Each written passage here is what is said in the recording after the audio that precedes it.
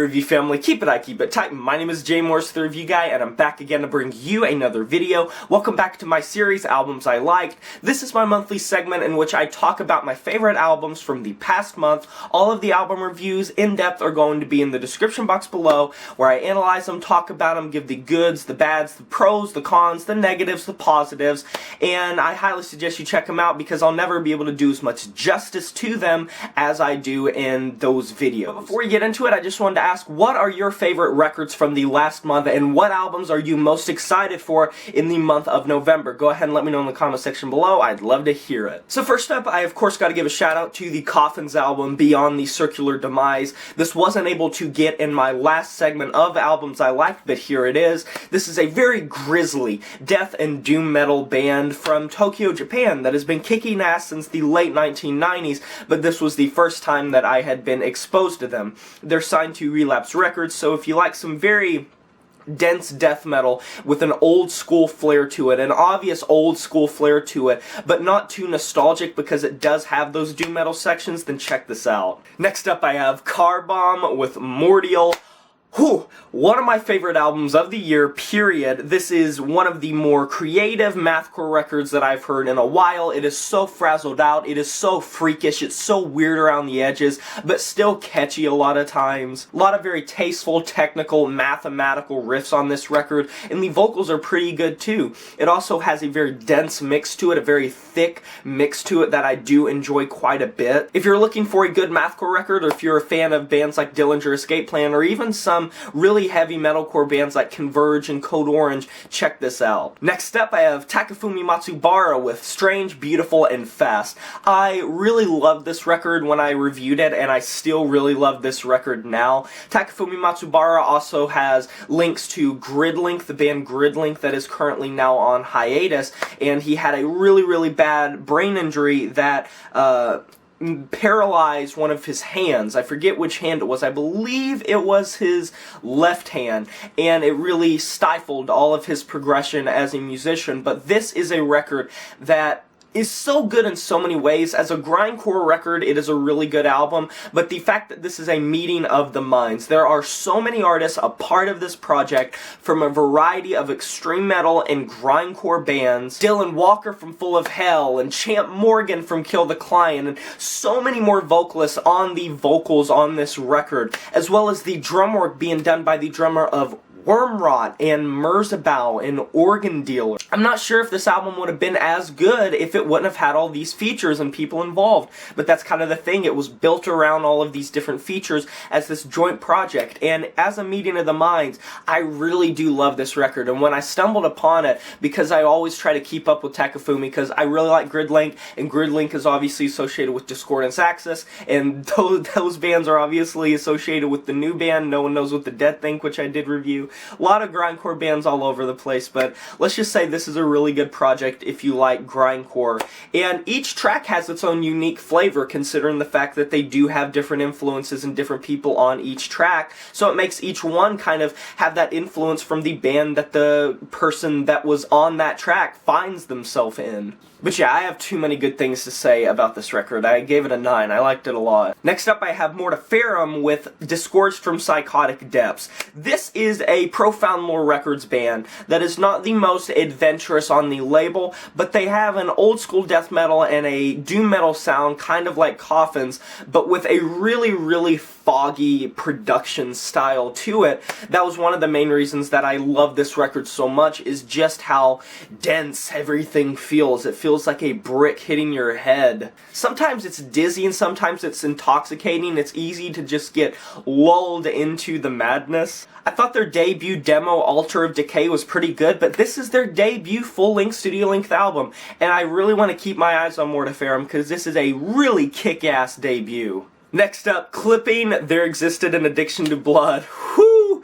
Yeah, drink it up, drink it up, drink it up, drink it up. 40 is bad enough. There existed an addiction to blah, blah. What a fun record. What an abstract record. What a kind of avant-garde horrorcore type record. I really am glad that David is still making music with the boys, and I love this record a lot. I'm not sure where it necessarily would rank in terms of their discography, but clipping is so accessible yet so off the beaten path at the same time, and that's the main thing that I absolutely love about them. They're so fun to listen to, so flavorful. David comes through with some of his best flows on this record. The production is really, really good. Sometimes the beats are very minimalist. They have this horrorcore tendency to them, and it just sounds really nice when it comes together as a full project. Not to mention some just really, really fire singles on this record, like Nothing Is Safe and Blood of the Fang. A lot like the Takafumi Matsubara album, I don't really have that many bad things to say about this record other than the fact that maybe it was a little bit lesser than some of their previous records, but they always go in new directions,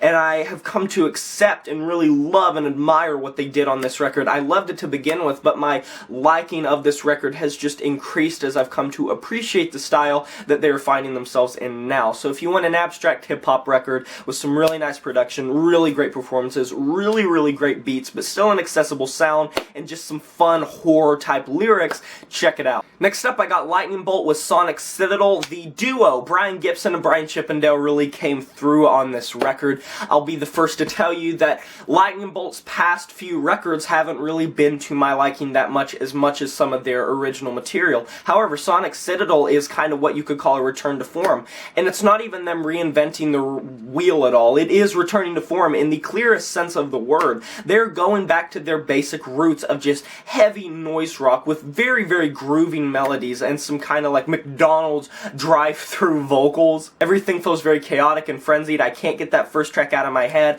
It'll give you a migraine. It is head-splitting. The production is so heavy and brutal. You know, I hear a lot of very noisy records when I'm listening to music. I hear tons of different extreme genres of music, and some of which are noise rock and noise grind and stuff, but at the same time, no one really can do it like Lightning Bolt when they're at their best, so it's definitely my favorite noise rock album of the year, even if it's one of the only really good ones that I've heard this year. Next up, Sunn with Pyroclasts. So, 10-year anniversary of Monoliths and Dimensions. They obviously released Life Metal earlier this year, which I did cover, and I liked that record quite a bit. It grew on me to become one of my favorite albums of the year, but Pyroclasts blew it out of the water. It's everything Life Metal did, but better, because it doesn't have those stupid female vocals that I am outspoken that I don't like on, what was that track, Between Sleipner's Breath or something, I believe it was the first track. Life Metal just failed on that front, but everything else was fantastic. Pyroclasts really does what Life Metal did better. I like the sound on this record, I like the demented riffs, and obviously I just think the sound on this record in general, just generally speaking, is better than it was on Life Metal, although their production has reached a point of being so crisp that it's impossible to really mistake that it's Sunn. They're at the best of the best when it comes to drone metal, so check it out if you want some really, really droning, atmospheric, off the beaten path music that is for the thinking man.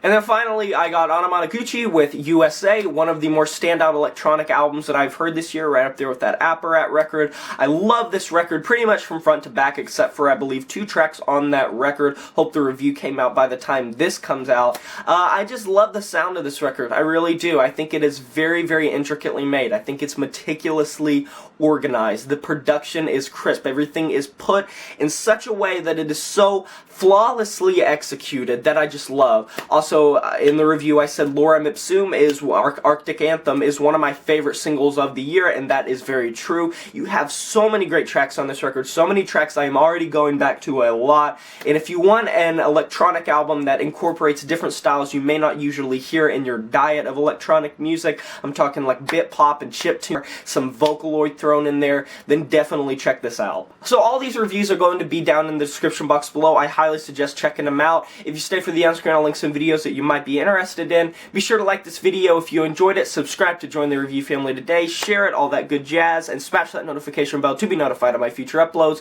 You know who it is. My name is Jay Morris, the Review Guy, and I'm signing off saying farewell.